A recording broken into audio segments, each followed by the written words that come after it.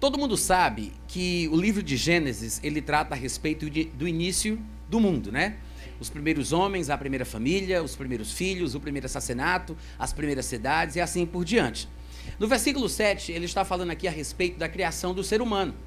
Diz o seguinte: então formou o Senhor Deus ao homem do pó da terra, lhe soprou nas narinas o fôlego de vida, e o homem passou a ser alma vivente. Amém. Infelizmente, muita gente que não tem muita noção a respeito da natureza das Escrituras se apegam a este versículo e saem dizendo que o ser humano é simplesmente, como disse o texto que acabamos de ler, uma alma vivente, como se essa fosse a melhor descrição para o gênero humano. No entanto, uma coisa que nós temos que colocar na nossa cabeça de uma vez por todas é que a Bíblia é uma revelação progressiva. Amém. Vocês entendem o que significa isso? Amém. O que é uma revelação progressiva? É uma revelação que vai ganhando mais forma, que vai se ampliando à medida que o tempo passa. Eu estou falando que a Bíblia é uma revelação progressiva. Eu não disse que a palavra de Deus é uma revelação progressiva. Eu estou falando da Bíblia. A história registrada, o texto que foi escrito desde o início do mundo até chegar em Apocalipse, muita coisa vai sendo descortinada. Então, a revelação de Deus para o homem, ela não é dada de imediato, de uma só vez. Não é em Gênesis que Deus revela tudo o que ele tem para revelar, ou tudo o que ele sabe, ou que o homem deveria saber, porque o homem nem sequer seria capaz de suportar. Então, à medida que o tempo vai passando, as dispensações vão sendo liberadas, Deus vai tendo relacionamento com o homem ao longo das eras, então Deus vai revelando aos poucos as coisas que ele tem para dizer. Ou seja, por isso é que nós dizemos que a Bíblia, que registra essa história do relacionamento de Deus com o homem ao longo das gerações, a Bíblia é uma revelação progressiva. O que nós acabamos de ler fala sobre como Deus fez o homem, mas não é a revelação máxima da constituição do ser humano que foi feito por Deus. Estas palavras não refletem, talvez, da melhor forma como é o ser humano de acordo com a revelação progressiva da Bíblia. Afinal de contas, estamos no primeiro livro, né? É basicamente o primeiro texto ou o segundo texto, tirando aí talvez o versículo 26, né? Onde ele diz: façamos o homem a nossa imagem, a nossa semelhança, tenha ele domínio e assim por diante. Mas talvez, tirando o versículo 26, o primeiro texto, que fala sobre como o homem foi feito por Deus. Ele fala do pó da terra, ele fala sobre um sopro divino, e ele fala sobre o homem passar a ser. Veja as expressões: formou do pó, soprou da sua boca, passou a ser uma alma. Vocês podem repetir comigo as seguintes palavras: soprou, não, desculpa, formou, soprou, passou. Ou seja, Deus forma o corpo do pó, sopra o espírito da sua boca e o homem passa a ser uma alma vivente. Os termos, as palavras que aparecem aqui não são muito familiares para nós que conhecemos mais o Novo Testamento, né? Não são tão familiares para nós, porque o palavreado, a terminologia, a nomenclatura do Novo Testamento, as palavras que o Novo Testamento usa para falar do ser humano são diferentes. Por exemplo, um texto que deveria ser um versículo que nós temos decorados, ou que nós deveríamos ter decorado, seria 1 Tessalonicenses, capítulo 5, versículo 23. Lá, o texto bíblico mostra claramente como é que o homem é constituído. Paulo diz: e o Deus da paz vos santifique em tudo. E logo em seguida, ele diz o que é tudo em nossa existência que deve ser santificado. Ele diz que o Deus da paz vos santifique em tudo. E ele explica: o vosso espírito, alma e corpo sejam conservados. Então, Deus ele não está interessado apenas que nós conservemos o nosso corpo, né? Porque hoje em dia se fala muito, né? Pessoas que se preocupam com o seu corpo, com o bem-estar, com a saúde ou com a sua forma. Então, às vezes queremos conservar o nosso corpo, mas a gente não observa que a Bíblia diz que Deus quer que o espírito também seja conservado. O espírito, a alma e o corpo devem ser conservados até a vinda do Senhor Jesus. Eu sei que tem muito crente que por alguma casualidade da vida não consegue conservar o seu corpo, a sua vida física, até a volta de Jesus. Se esta for a última geração, a geração do arrebatamento, tem muita gente morrendo mais cedo. Às vezes pessoas morrem antes do tempo, não conseguem conservar o seu corpo. Mas a Bíblia quer que nós conservemos o nosso espírito, a nossa alma e o nosso corpo até a volta do Senhor Jesus. Agora, quando Paulo diz isso, ele mostra que o ser humano é formado por 3 partes. O homem é um espírito, uma alma e um corpo. Estas 3 partes constituem o ser humano. Nós não somos apenas isso que nós vemos nos outros, né? Esta pele, este cabelo, estes olhos. Não somos aquilo que vemos no espelho. Nós somos muito mais do que isso. Vocês concordam comigo? A Bíblia diz que Deus é espírito. Deus é espírito. E diz que nós fomos feitos à imagem e semelhança de Deus. É por isso, talvez, que nós podemos ter um relacionamento pessoal e espiritual com Deus. Porque se fomos feitos como Ele e Ele é espírito, então somos seres espirituais também. Amém. Esta parte do nosso ser que é espiritual não é a parte que a gente vê, esse corpo, né? Onde estão os sentidos do corpo humano. Entre os sentidos do corpo humano nós temos 5 bem populares, que não são os únicos, mas são os mais populares: visão, audição, tato, paladar, olfato, né? São os sentidos do corpo físico. Mas o espírito, ele não é esta parte física que a gente vê, que a gente sente, que a gente toca. O espírito é a essência do nosso ser. Se fôssemos usar o texto de Gênesis 2:7 para tentar apontar para cada uma destas 3 partes, nós poderíamos dizer o seguinte, que o corpo veio do pó. É a parte que em Gênesis é chamada de pó. Deus formou o homem do pó. Na verdade, formou o corpo do homem do pó. Mas diz que ele soprou em suas narinas. O que significa? O sopro de Deus é o Espírito de Deus. De fato, a palavra hebraica, que é traduzida por sopro, esta palavrinha é traduzida, dependendo do contexto, por vento, hálito, bafo, sopro, espírito. Então, quando a Bíblia diz que Deus soprou o fôlego da vida, significa que é uma coisa que veio de dentro de Deus para dentro do corpo do homem. Este é o Espírito. Este é o Espírito. Nós sabemos, inclusive, há um texto que eu pretendo citar novamente daqui a pouco, em Hebreus capítulo 12, versículo 9, que diz que Deus é o Pai dos Espíritos. Outros textos, como Isaías, se eu não me engano, 45:2 ou 42:5, diz que Deus é aquele que forma o espírito dentro do ser humano. Na verdade, os espíritos dos homens vêm de Deus. Por isso, Hebreus 12:9 diz que Deus é o Pai dos espíritos. O ser humano não foi feito com a capacidade de gerar espírito. Sim, Deus nos deu a capacidade de decidirmos criar uma nova vida. Deus nos deu o dom de gerarmos vida. Mas essa nossa capacidade se limita, se restringe ao que nós podemos replicar, o que nós podemos reproduzir. É por isso que a Bíblia fala sobre nascer da vontade da carne e do sangue. Fala sobre a vontade do pai e da mãe, a vontade humana, a vontade carnal de gerar uma nova vida. Mas o espírito não vem do pai e nem da mãe. O espírito de cada criança vem de Deus. É por isso que Jesus disse que carne nasce de carne, só espírito nasce de espírito. Ou seja, Jesus, quando conversava com Nicodemos no capítulo 3, falando sobre a importância de nascer de novo, ou nascer do alto, Nicodemos pensou que era possível o homem voltar para a barriga da sua mãe e nascer uma segunda vez fisicamente. Porque a primeira vez, o primeiro nascimento sobre o qual Nicodemos tinha ideia era o nascimento físico, o nascimento carnal. Então ele pensou nascer segunda vez fisicamente, nascer segunda vez carnalmente, voltar para a barriga da mãe.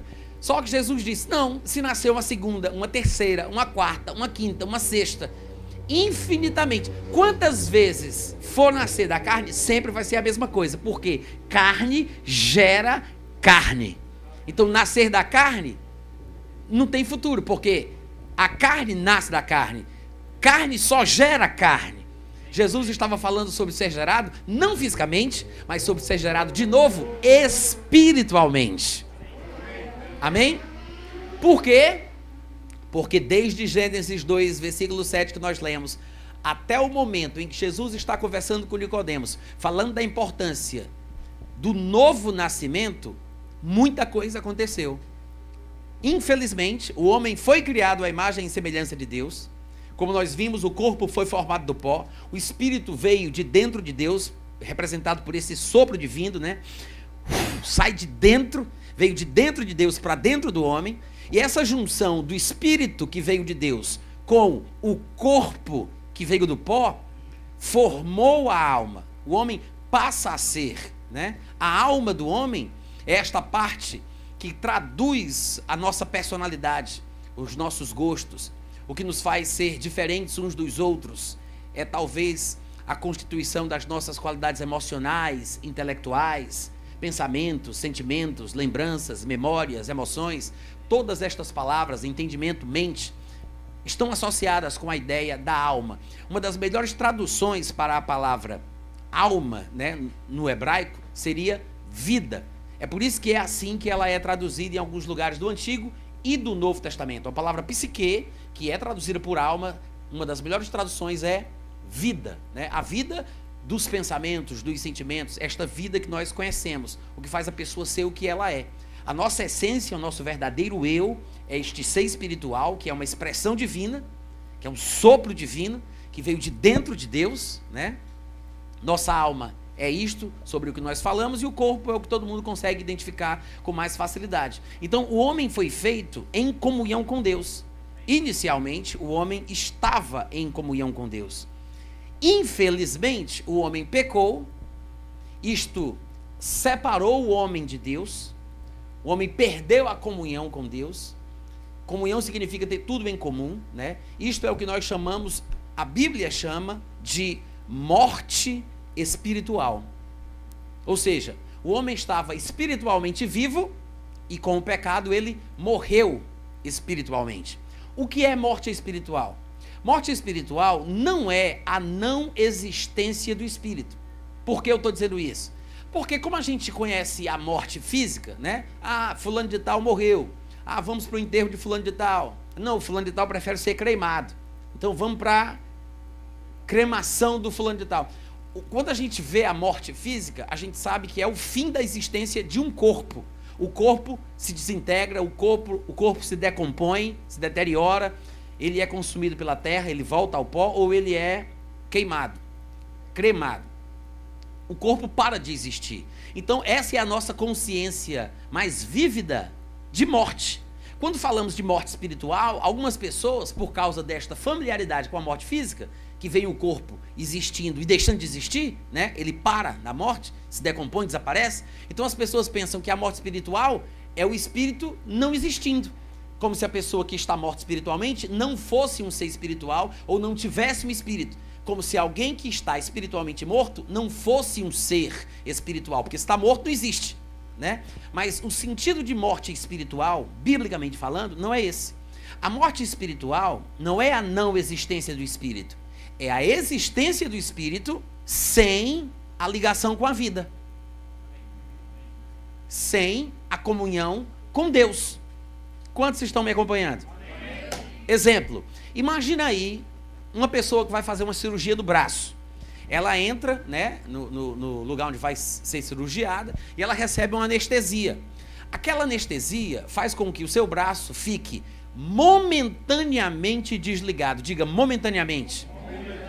Desligado. Isso quer dizer o seguinte: a ligação entre o sistema nervoso central e o braço é momentaneamente perdida. É por isso que não dói, a pessoa não sente. Por quê? Porque o braço está amortecido. Ou, vamos colocar assim, é como se o braço estivesse morto para o resto do corpo. Não é que o braço não exista. Quando sabe que o braço está lá? Se alguém tiver alguma dúvida, levante sua mão, nós queremos orar por você.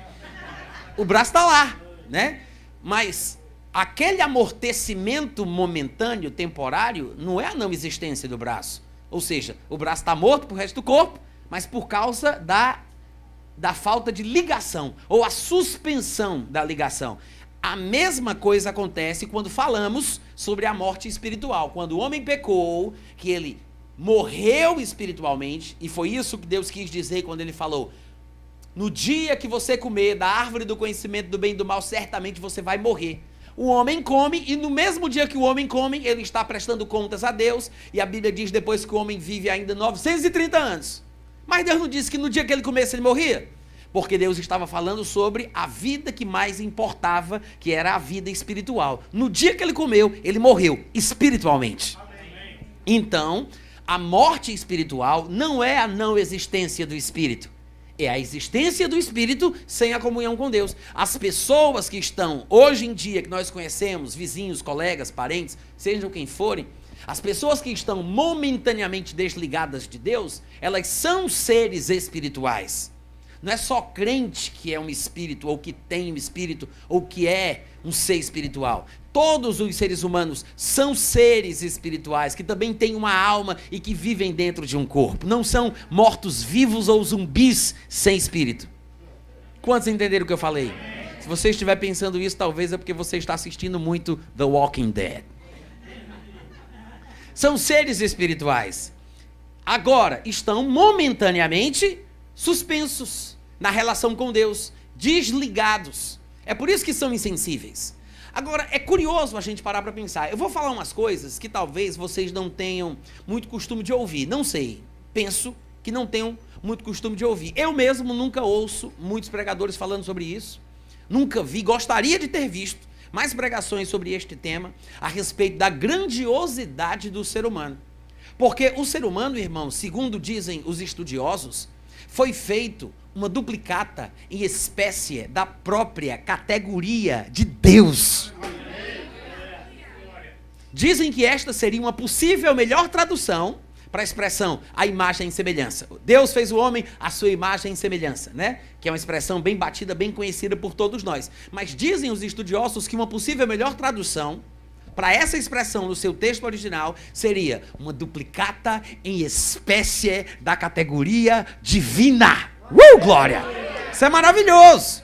Porque significa que Deus quis. Não somos nós que estamos nos fazendo como Deus. Foi Deus que nos fez como Ele.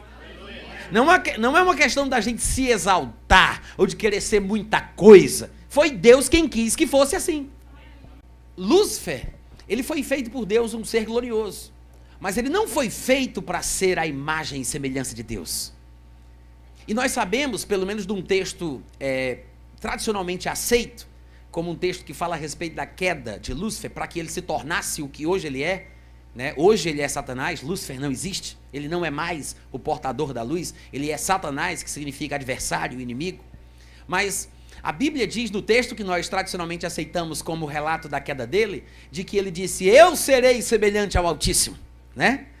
Eu levarei o meu trono. Então ele tinha um trono.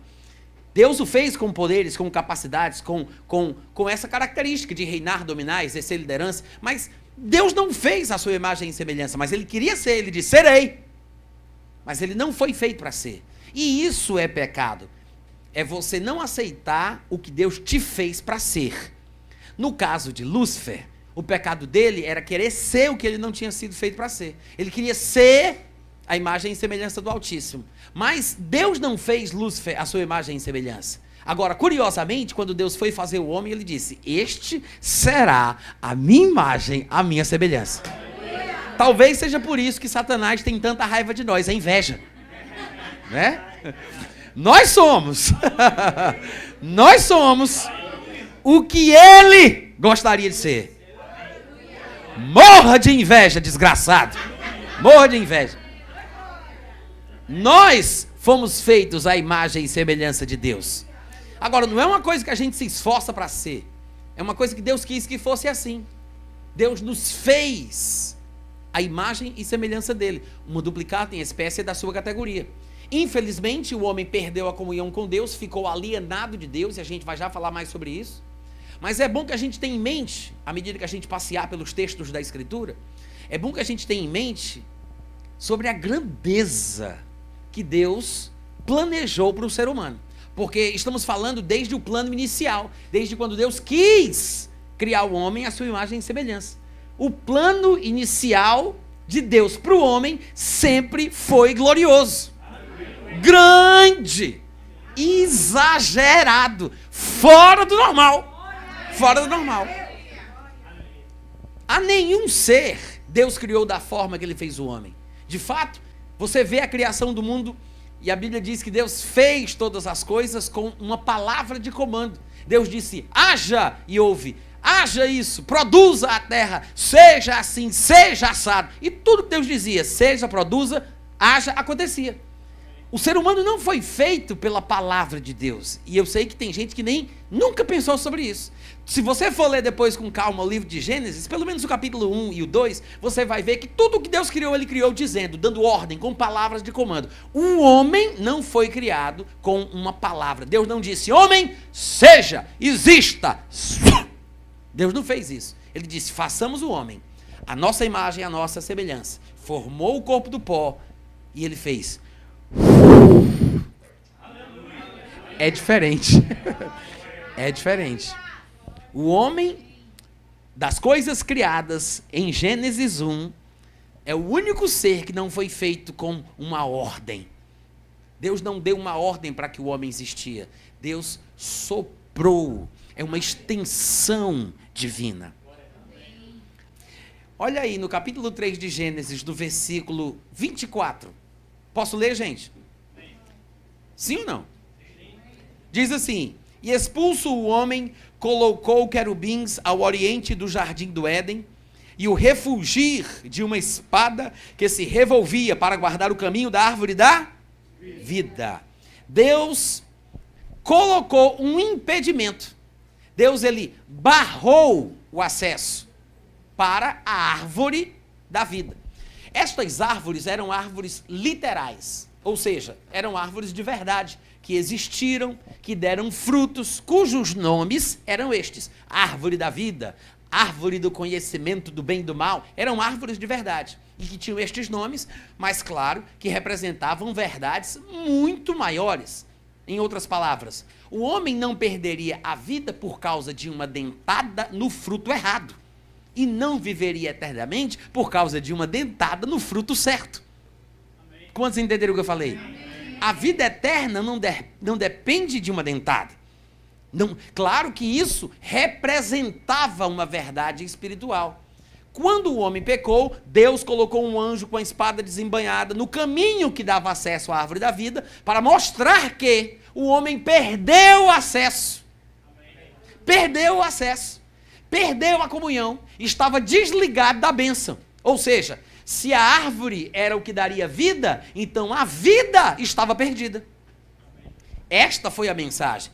Mas, como eu disse, a Bíblia é uma revelação progressiva. É somente quando chega, por exemplo, em João, no capítulo 1, que eu queria que você conferisse comigo, é o Evangelho de João. É somente quando chega lá em João, no capítulo 1, que a gente vai entender melhor que vida era essa que o homem perdeu, onde ela estava e de onde ele a recebia. Em João, no capítulo 1, versículo 1, está escrito o seguinte, posso ler? Amém. No princípio era o verbo, quantos sabem que o verbo é a palavra? Amém. Alguém tem aí uma versão que em vez de dizer o verbo, diga a palavra? No princípio era a palavra, a sua versão diz? Mais alguém? A palavra? Ótimo. O verbo é a palavra. No princípio, vou ler a palavra, tá? Porque eu acho que é melhor. No princípio era a palavra, e a palavra estava com Deus, e a palavra era Deus. Amém. Ela estava no princípio com Deus. Todas as coisas foram feitas por intermédio desta palavra. Sem a palavra, nada do que foi feito se fez. A gente sabe disso, né? A vida estava na palavra, e a vida da palavra era a luz dos homens. Glória! Peraí. A vida da palavra era o quê? A luz dos homens.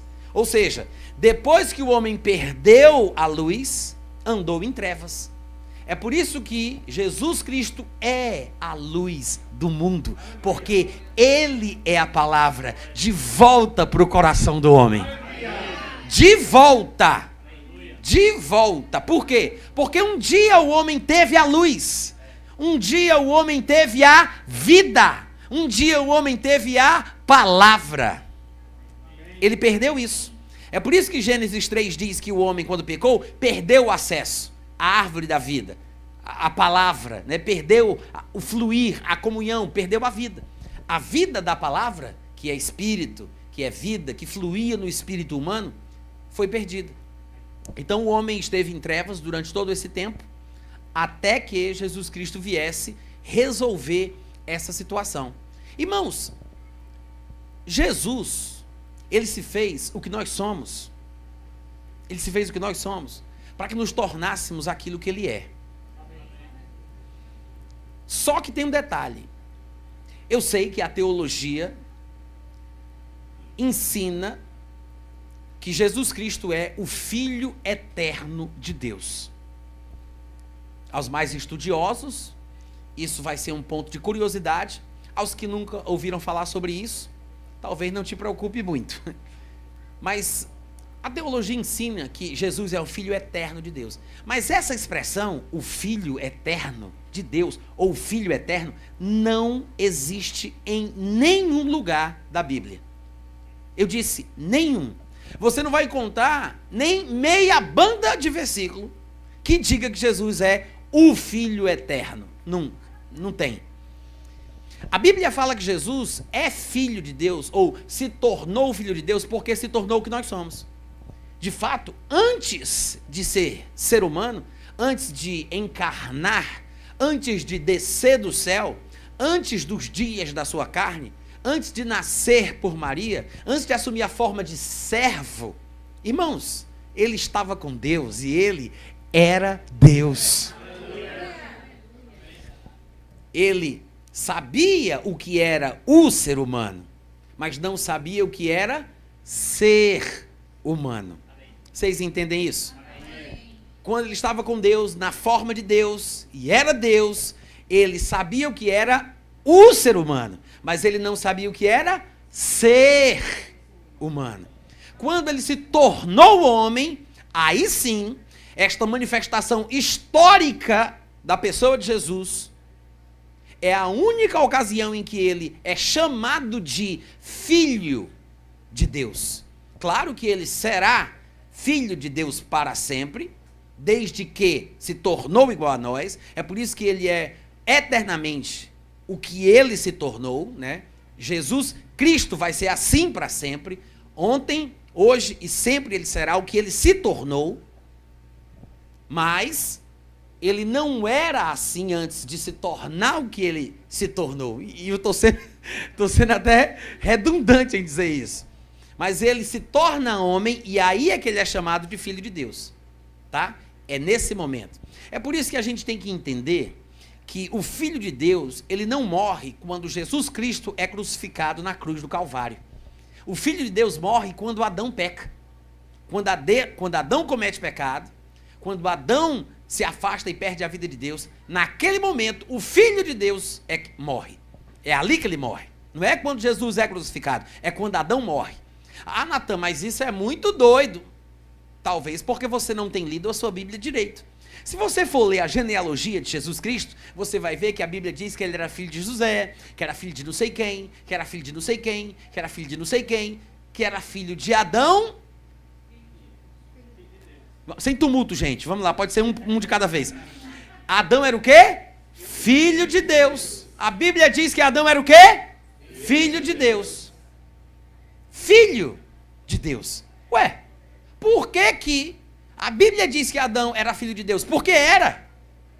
Filho da mesma natureza. Filho de peixe, peixinho é. É uma extensão do Pai. Por isso o sopro para a criação do homem. Filho original, de nascença, gerado de Deus. As suas entranhas. Então, quando Jesus se faz o que o homem é, ele também se torna filho de Deus.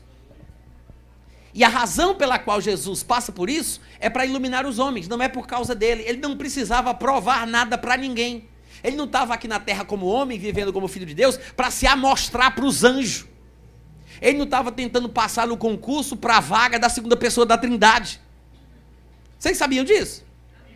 Tudo que Jesus viveu, tudo que ele fez, tudo que ele passou, Tudo que ele experimentou como homem não foi por causa dele, foi por causa de você e de mim. Eu sei que a gente tem o costume de falar, né, que Jesus morreu por nós, e isso é verdade. Tem até uma musiquinha que diz, eu amo a Cristo. Eu amo a Cristo, pois ele morreu por mim, aleluia, né? Só que tem um detalhe, ele não só morreu por você. Lá em Coríntios está escrito que aqueles que vivem não devem mais viver para si mesmos, mas para aquele que por eles morreu e ressuscitou. Jesus não apenas morreu por você, ele morreu por você, mas ele também ressuscitou, não por causa dele, mas por causa de você. Ou seja, não foi por causa dele, mas por causa da gente. Foi porque o Filho de Deus que estava morto precisava voltar à vida. O Filho de Deus, vou repetir, não morre quando Jesus Cristo é crucificado. O Filho de Deus morre quando Adão pecou. Aí Jesus morre e ressuscita para que o Filho de Deus que estava morto voltasse a viver. Essa é a grande verdade. Quantos compreendem o que eu estou falando aqui? Jesus não veio por causa dele, não morreu por causa dele, nem venceu a morte porque fosse uma coisa que ele precisasse, por causa dele, uma necessidade dele. Gente, tudo o que ele fez, a morte e a ressurreição, inclusive, foi por causa do Filho de Deus que estava morto. Por causa da gente. É isso que Jesus conta na história do filho pródigo, do irmão mais velho e o irmão mais novo. Vocês lembram? Na história do filho pródigo, o novo sai de casa, pega os bens, gasta tudo. Depois que ele cai em si, ele diz, até os empregados do meu pai comem melhor do que esses porcos, do que eu estou comendo aqui, né? Ele querendo comer a comida dos porcos. Aí vou voltar para a casa do meu pai e vou pedir para ele me tratar como um empregado, porque essa vida não dá para mim não. Aí ele volta e diz, pai, eu pequei, eu errei, pequei contra o céu, pequei contra ti, nem sou digno de ser chamado de teu filho, eu só quero que você me receba para eu trabalhar para o Senhor, porque eu estou passando fome. Aí o pai disse, meu filho estava perdido, mas foi achado, estava morto, mas voltou a viver. Glória! Jesus conta essa parábola para dar a ideia de que Deus quer se reconciliar com o homem, porque o homem está perdido. O homem está morto desde a queda de Adão e precisa voltar a viver, precisa ser achado, precisa reviver. Vocês compreendem isso? Amém. Agora, o que é interessante desse assunto, e às vezes não é bem compreendido pela teologia, é que a gente fala o seguinte, Adão pecou, então todo mundo pecou, né? Ou seja, as pessoas dizem, se Adão pecou, nós nascemos pecadores. Porque acham da seguinte forma, raciocínio da seguinte forma, que se Adão é o pai da humanidade e todos os filhos vão trazer características dos seus pais, ou seja, informações genéticas que vão determinar a cor da sua pele, o jeito do seu cabelo e assim por diante. Se o avô era branco, era negro, tinha olhos claros ou escuros, estas características serão passadas de geração a geração. Então, as pessoas raciocinam da seguinte forma, se Adão pecou, então o pecado de Adão foi transmitido às gerações. E é por isso que nós, hoje em dia, milênios e milênios depois, ainda nascemos pecadores por causa do pecado de Adão. Mas quem foi que disse que a gente nasce pecador? Eu sei que os nossos pregadores prediletos estão tentando nos convencer disso. Mas eu pergunto, será que a Bíblia ensina que a gente nasceu pecador? Eu sei que a teologia ensina. Eu sei. Eu sei que a ortodoxia cristã prega que nós nascemos pecadores. Eu sei que muitos grupos, muitos segmentos cristãos ensinam isso, né? Até os grupos que mais são desunidos no meio do cristianismo, que são os calvinistas e os arminianos, concordam que o homem não presta. Até nisso eles concordam. São desunidos, mas nisso eles concordam. Diz que o homem não presta para nada, que nasce pecador. Mas aí eu pergunto, a Bíblia ensina que o homem nasce pecador? Alguém vai dizer, ensina. Lá em Romanos capítulo 5, versículo 12, assim como por um só homem entrou o pecado do mundo e pelo pecado a morte, assim também a morte passou a todos os homens, porque todos pecaram. Tá, então abre lá comigo, já que você citou esse versículo. Romanos capítulo 5. Versículo 12. Vamos dar uma olhadinha. Eu quero que você veja com seus olhos que a terra há de comer. Se Jesus não voltar antes.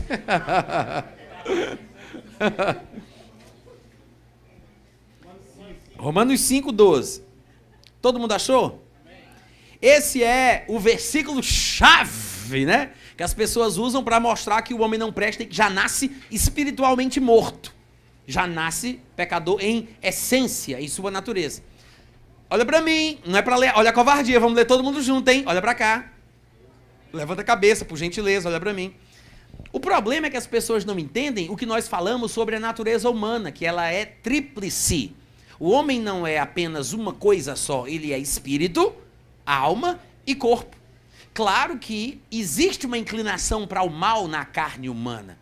A Bíblia fala isso muito claramente. Paulo vai dizer em Romanos 7, porque eu sei que em mim, isto é, não em mim, mas na minha carne, não habita bem nenhum. Porque vejo em meus membros outra lei, que guerreando contra a lei do meu entendimento, me faz prisioneiro, né?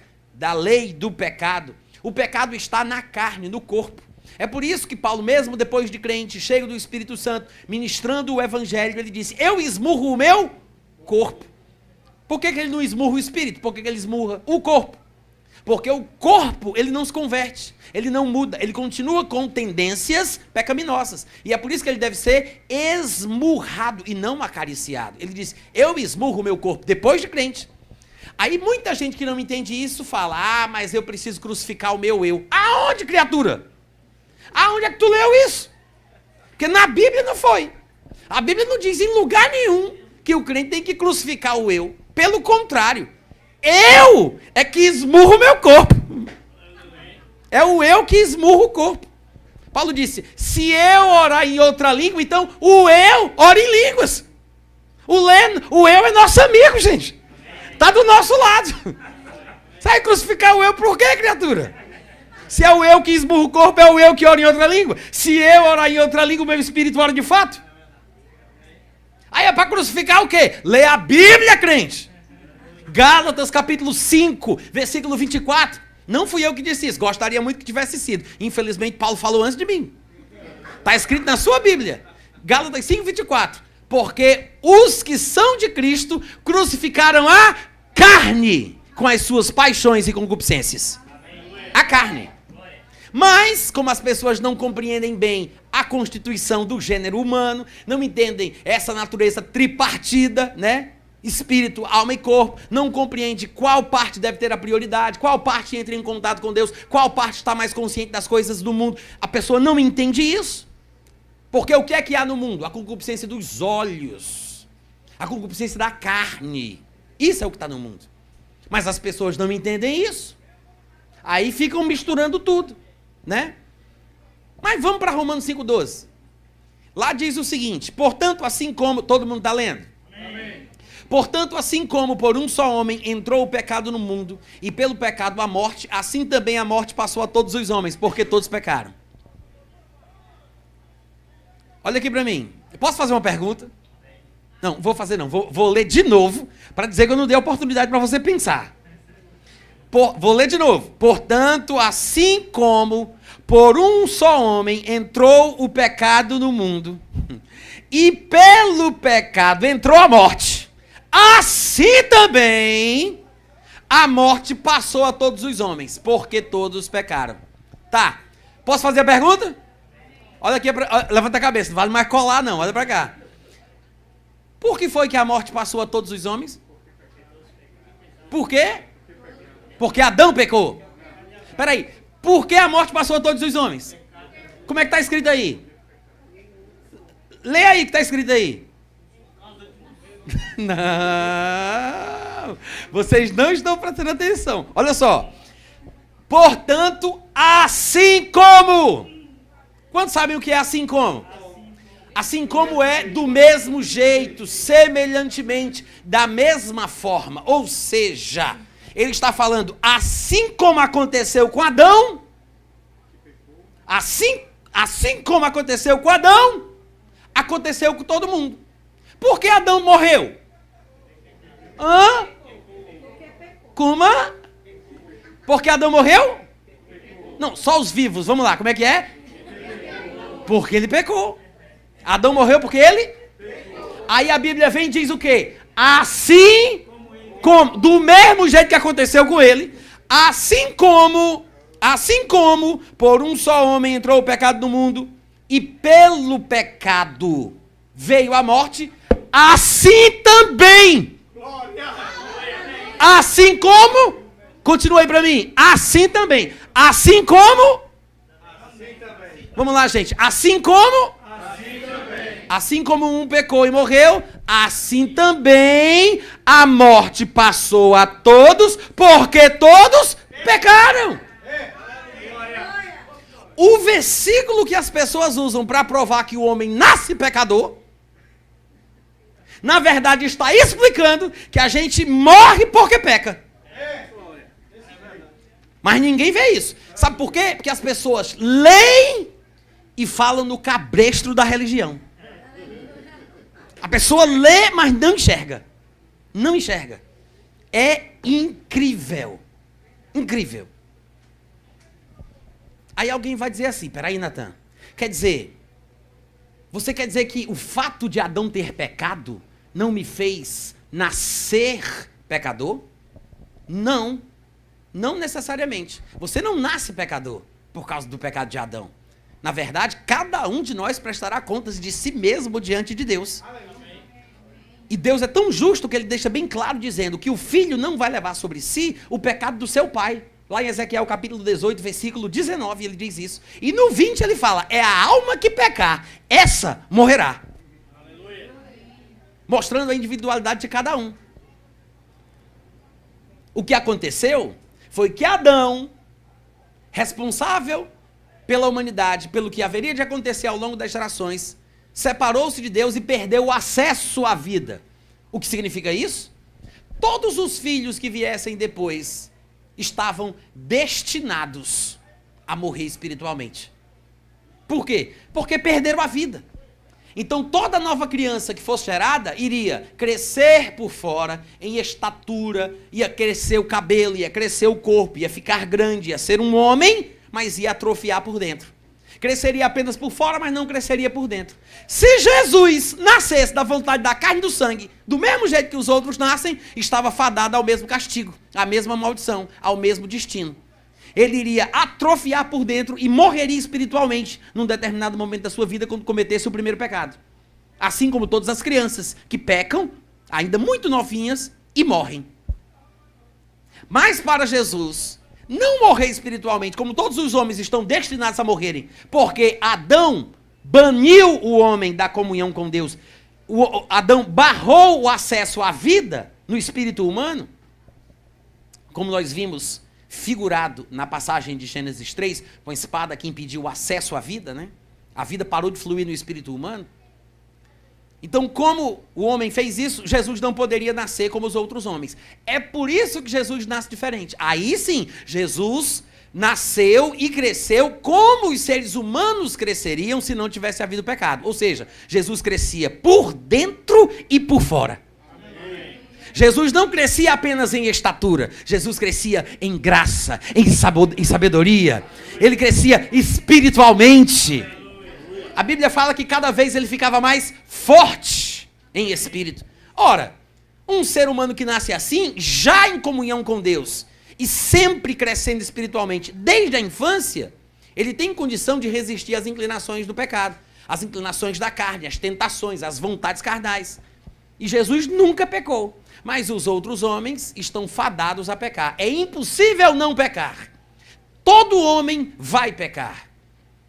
E é isso que, na verdade, diz Romanos 6, 23 e Romanos 3, 23. Que as pessoas, às vezes, não entendem, citando como se provasse que o homem nasce pecador. Mas o que está escrito lá é o seguinte: todos pecarão.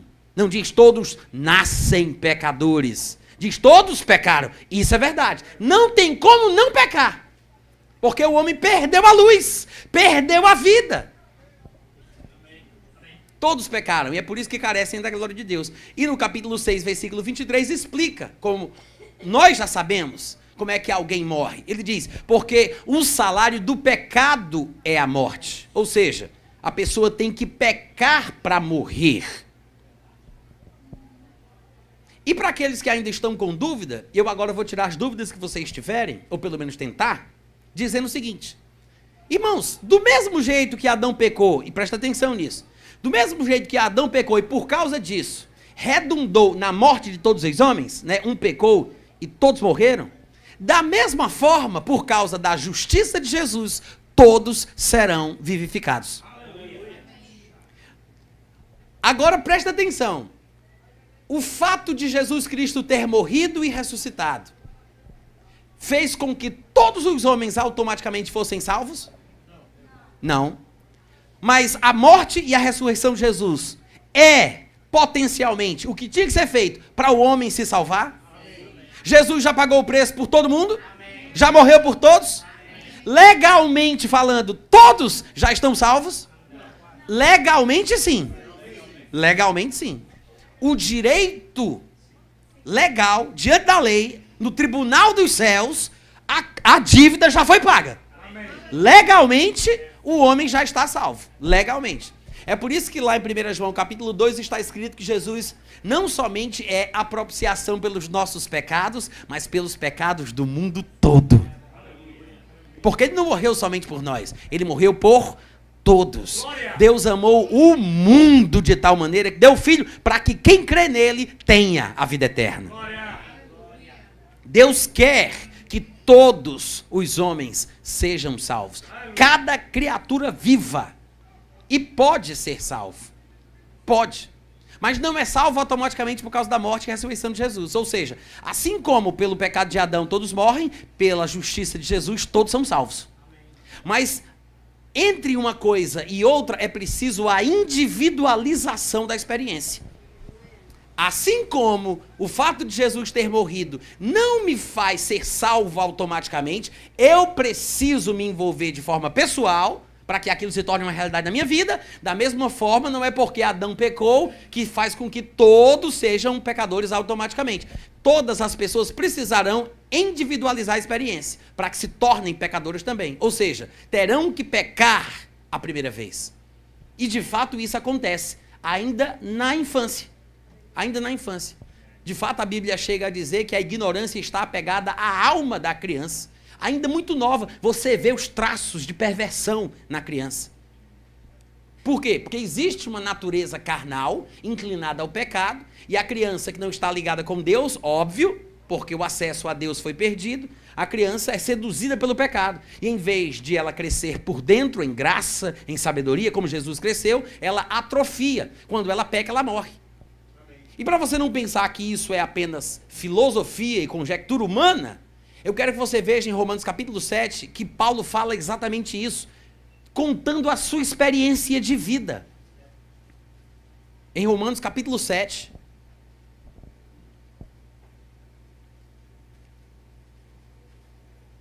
Todo mundo achou? Romanos capítulo 7, no versículo 9, posso ler, gente? Paulo diz assim, ó: outrora sem lei eu vivia, mas sobrevindo o preceito da lei, reviveu o pecado e eu morri. Gente, vocês viram o que Paulo disse aqui? Amém. Ele disse, antigamente, né, outrora, eu o quê? Vamos lá, eu o quê? Vivia. Outrora, sem a lei, eu vivia. O que ele quer dizer com isso? Outrora, sem a lei, eu vivia. Ele está falando sobre um período da vida dele em que ele era tão criancinha que ele não tinha condição de aprender as coisas da lei, os preceitos da lei, o que é certo, o que é errado. Ele não tinha condição. E vocês sabem que Paulo era hebreu de hebreus, da tribo de Benjamim. De fato, ele foi até circuncidado ao 8º dia. Então, esse período em que ele não foi ensinado sobre a lei era um período em que ele era muito novinho. Mas na cultura judaica, desde uma determinada idade, a criança começa a ser ensinada sobre o que é certo e o que é errado. Os princípios e os preceitos da lei começam a ser passados. Mas Paulo disse que nessa história de vida dele, houve um tempo em que ele não tinha sido educado sobre o certo e o errado. Ainda não tinha chegado a hora dele ser ensinado sobre a lei. Houve um tempo que ele vivia sem lei. Ou seja, ele disse, outrora, sem a lei, eu vivia. Claro que ele não está falando sobre uma vida passada, até porque a Bíblia não prega reencarnação. Quantos aqui sabem disso? Ele não está falando sobre isso. Quando ele diz outrora, antigamente, sem lei eu vivia, ele está falando sobre quando ele era criança. Antes de ele começar a ser ensinado sobre a lei, ele disse que estava vivo. Claro que ele estava vivo fisicamente. Ele está querendo falar aqui que estava vivo espiritualmente. Ele disse, antes da lei ser ensinada para mim, antes de me passarem os preceitos da lei, antes da lei, sem a lei, quando eu era muito criança, eu estava vivo. Eu vivia. Mas quando me deram os ensinamentos da lei, a lei que dizia, não faça isso, na verdade me deu foi mais vontade de fazer. Ele disse, quando a lei veio, menino, reviveu o pecado e eu morri. Ó, sem lei eu estava vivo, mas quando a lei vive, quem morre sou eu. O que é que Paulo quer dizer com isso? Ele quer dizer que estava vivo e morreu. Gente, se ele tivesse nascido morto, espiritualmente falando, se ele tivesse nascido espiritualmente morto, como é que ele pode ter dito, eu vivia e morri? Quantas vezes esse homem vai morrer, pelo amor de Deus?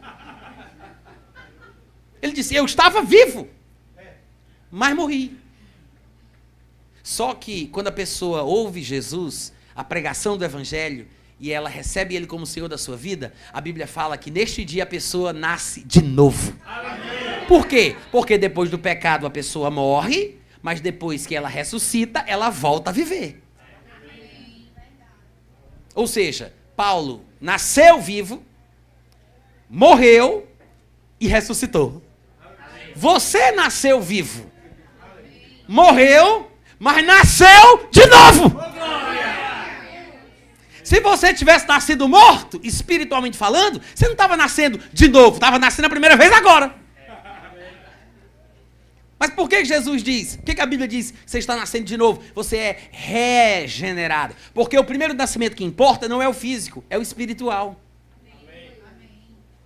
A criança não nasce morta espiritualmente. Ela não nasce sem comunhão com Deus. A Bíblia diz, de fato, que a criança é a verdadeira cidadã do reino dos céus. Quando uma criancinha de 6 meses de idade morre, 1 ano de idade, morre, você acha que ela vai para onde? Pro limpo? Não. Fica vagando igual uma alma penada? Não. Ela vai pro céu porque vira anjo, amém? Amém não, gente. Não vira anjo. Mas vocês sabem que existe uma tradição cristã que prega isso. Mas, o que a Bíblia ensina, presta atenção, por que que quando uma criança morre ela vai para o céu? Por que que temos esta convicção? Se você fosse perguntar a um teólogo, e ele seguisse a ortodoxia que foi pré-estabelecida, da qual ele não pode fugir, porque senão vai ser taxado de herege, talvez ele te dissesse, a criança vai para o céu, porque ela nasce pecadora, mas não sabe que é pecadora. Ela não presta, mas não sabe que não presta. Então, enquanto ela morrer, mesmo não prestando, mas não sabendo que não presta, ela irá para o céu. Então, o que está salvando não é prestar ou não prestar, é não prestar, mas não saber que não presta. Se a criança vai para o céu porque não sabe que não presta, ou seja, eles chamam de a idade da razão, né? A criança nasce pecadora, espiritualmente morta, é assim que se fala.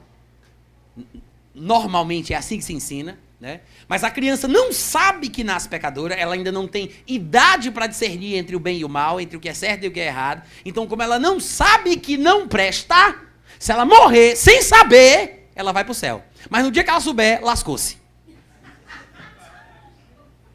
Entendeu? De qualquer forma, presta atenção. É assim que se ensina.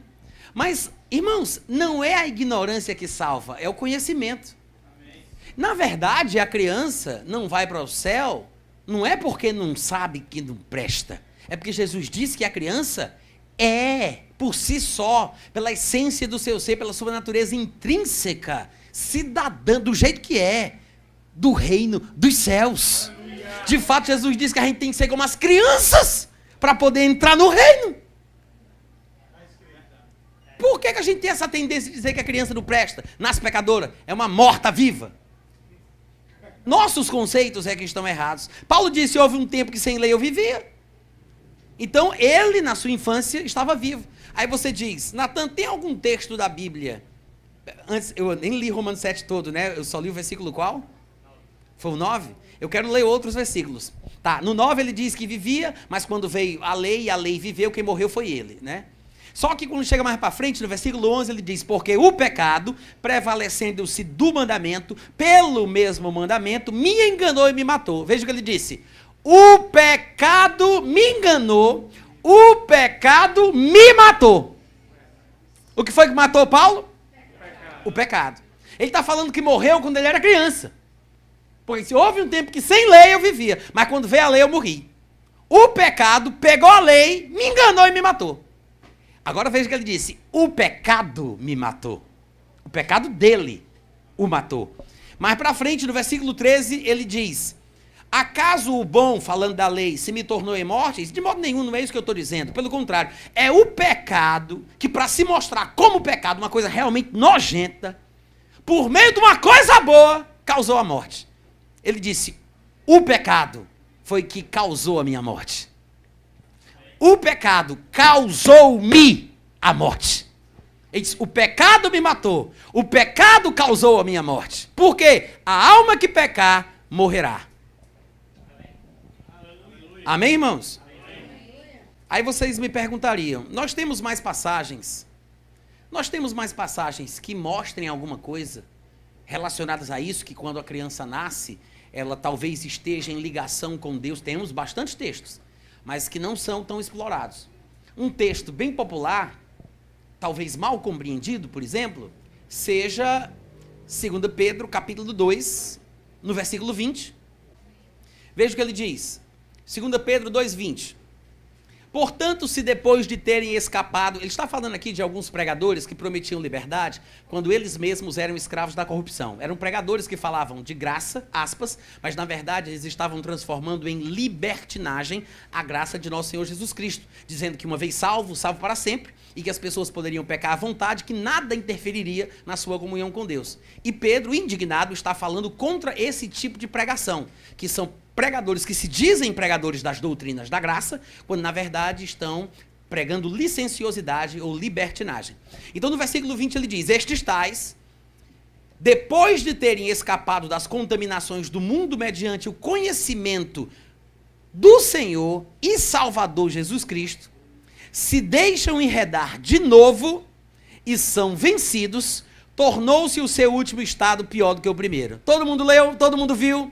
Vocês ouviram a leitura que eu fiz? Amém. Sim ou não, gente? Amém. E eu sei que eu já devia encerrar, porque já terminou o meu tempo. Deixa eu ver aqui que horas são. Já são 15 para as 10. Eu vou ficar com um combinado, eu vou ficar até 11h45. É brincadeira. É brincadeira. Mas eu preciso de mais um tempinho para terminar. Olha só. Olha o que diz aí, 2 Pedro 2,20. Se depois de terem escapado das contaminações do mundo, mediante o quê? Mediante o quê? Mediante o conhecimento de quem? Do Senhor Jesus Cristo. Espera aí, ele está falando de pessoas que foram salvas ou não? Sim. Sim ou não? Sim. Sim. Quem escapa do mundo mediante o conhecimento de Jesus, meu Deus do céu, gente, é salvo. Amém. É ou não é? Amém. É.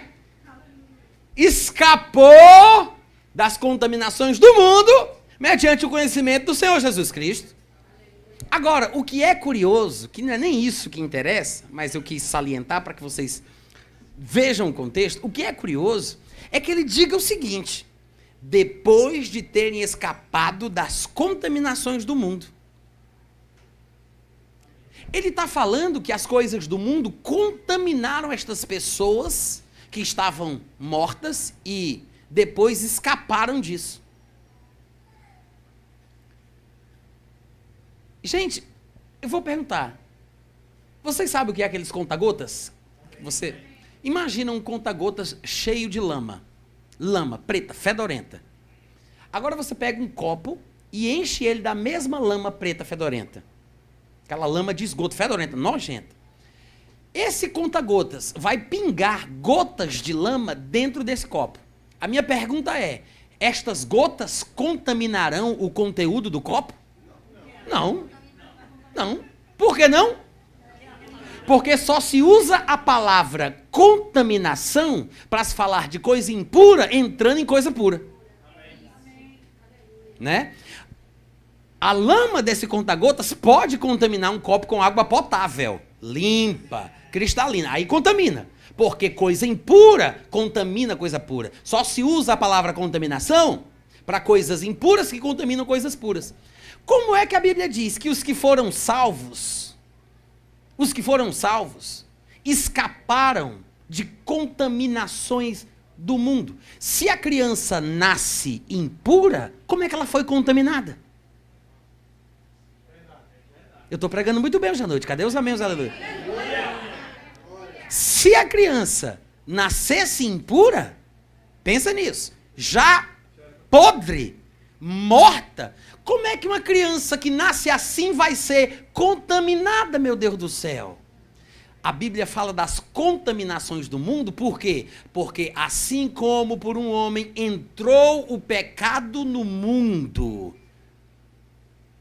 o Espírito, ele vem de Deus. Quando ele vem de Deus, porque Deus é o Pai dos Espíritos, como está escrito em Hebreus 12:9, ele vem puro, ele vem limpo, ele vem com a natureza e a essência de Deus. Mas o Espírito que vem de Deus entra num corpo que está no mundo. O pecado entrou no mundo e o Espírito entra no mundo onde o pecado entrou. É claro que vai haver contaminação. Vai haver contaminação. Mas ele não vem com defeito de fábrica. Amém? A criança é contaminada. É por isso que ela morre espiritualmente. Como Paulo, falando do seu testemunho pessoal, diz: houve um tempo em que eu vivia, mas eu morri. O pecado me enganou. O pecado me matou. A pessoa morre. Mas depois, ela, quando conhece o Senhor Jesus, ela é salva das contaminações do mundo. Ela nasce de novo. Só que Pedro está dizendo aqui que pessoas que escaparam das contaminações do mundo mediante o conhecimento do Senhor e Salvador Jesus Cristo, se elas se deixam enredar de novo. Porque houve um tempo que na vida destas pessoas, ainda muito novinhas, elas começaram a se entregar à dissolução, ao pecado. E foram envolvidas nas contaminações do mundo. Aí ele está falando sobre a pessoa fazer isso de novo. Ou seja, ela saiu das contaminações do mundo, ela nasceu de novo. Aí depois de crente, ela vai e se deixa envolver de novo. Por que de novo? Porque um dia ela se envolveu, se contaminou. Aí ela vai de novo. Quando ela nasceu pura, mas se envolveu, se enredou nas contaminações do mundo. É exatamente isso que Paulo está explicando lá em Efésios, capítulo 4, a partir do versículo 17, quando ele diz: isto, portanto, digo e no Senhor testifico, que não mais andeis como também andam os gentios, na vaidade dos seus próprios pensamentos, obscurecidos de entendimento, alheios à vida de Deus por causa da ignorância em que vivem, pela dureza do seu coração, os quais, ele está falando aqui do povo do mundo, viu? Ele diz: os quais, tendo se tornado insensíveis. Ué, não já nasce morto? Como é que uma pessoa do mundo, alheia à vida de Deus, se tornou insensível? Irmãos, as crianças nascem conscientes da vida de Deus. As crianças são cidadãs do reino dos céus. Estão sensíveis e ligadas com Deus, mas morrem porque são contaminadas, perdem a ligação, morrem espiritualmente. E aqui ele está dizendo: não sejam como o povo do mundo, obscurecidos de entendimento, alheios à vida de Deus, por causa da ignorância em que vive, com esse coração duro, os quais se tornaram insensíveis e se entregaram à dissolução, para com avidez cometerem toda sorte de impureza. Ou seja, eles andam desenfreadamente no pecado depois de adultos, mas teve um começo. Primeiro eles se tornaram insensíveis, perderam a sensibilidade, a vida, a comunhão, e foram endurecendo os seus corações. E aí se entregaram à dissolução, para com muita vontade cometer toda sorte de impureza, com muita avidez. Vocês entenderam isso? Então, gente, o ser humano, quando nasce de novo, quando é regenerado pelo Pai, por Deus, nós voltamos à comunhão com Ele, voltamos a ser o que éramos desde o plano original, desde quando nascemos neste mundo. Nós voltamos para Deus, nascemos de Deus e nos tornamos, de novo, filhos de Deus. E eu vou dizer uma coisa para você, você não é filho de Deus adotado. Essa é uma tradução mal feita. Paulo é o único que no Novo Testamento usa a expressão adoção de filhos. Na verdade, não é essa a expressão usada no texto original, mas foi traduzida para as nossas Bíblias como adoção de filhos. Há umas Bíblias que traduziram pior ainda, falando filhos adotivos, adotados. Mas não somos adotados. Se você pegar um dicionário do sentido original das palavras, que se chama Vine, um dicionário de palavras do Novo e do Antigo Testamento, e for procurar a palavra adoção na parte do Novo Testamento, você vai ver que ele diz que essa tradução foi mal feita. Porque nós não somos filhos adotivos. O que ele está falando ali, Paulo, é sobre ter direitos plenos. Na verdade, o filho pode ser filho legítimo, mas não pode usufruir do direito que ele tem de herança, porque não chegou na hora certa predeterminada pelo pai. Ainda que seja filho, ele tem que esperar o tempo certo. Então, quando ele recebe os direitos plenos, em algumas versões ficou a expressão adoção de filhos, o que dá a ideia de que somos adotados. Mas quando você começa a conferir os textos que falam sobre como nós nascemos de novo, você vai ver que a Bíblia diz que Deus nos gerou da sua divina semente. Você não foi recalchutado, você foi criado de novo. Você é uma nova criatura. Não é recalchutagem. Você é novo em folha. Um novo ser. Uma nova criatura. Gerado da semente do Pai. Ou seja, somos filhos nascidos na família. Amém, gente? E é por isso que Lúcifer, por mais que tenha sido um anjo glorioso, talvez dos anjos que Deus criou, um dos que está ou estava na classificação mais alta. Mas nem mesmo um anjo das mais nobres categorias se compara ao ser humano. Nós, seres humanos, porque somos o que somos, porque Deus nos fez ser assim, estamos acima de todos os anjos. Alguém vai dizer assim, mas onde é que está escrito isso? E você precisa apenas lembrar de Hebreus capítulo 1, versículo 5, que pergunta, a qual dos anjos Deus disse, jamais, tu és meu filho, eu hoje te gerei. Ou, não, tudo bem, eu não te gerei, mas eu vou te adotar, eu vou ser teu pai e tu me será por filho. A qual dos anjos Deus disse, eu te gerei, ou mesmo não tendo gerado, eu vou ser teu pai? A qual dos anjos Deus disse, jamais? Mas a todos quantos o receberam, Deus deu o poder de ser feito filho de Deus. Filhos de Deus.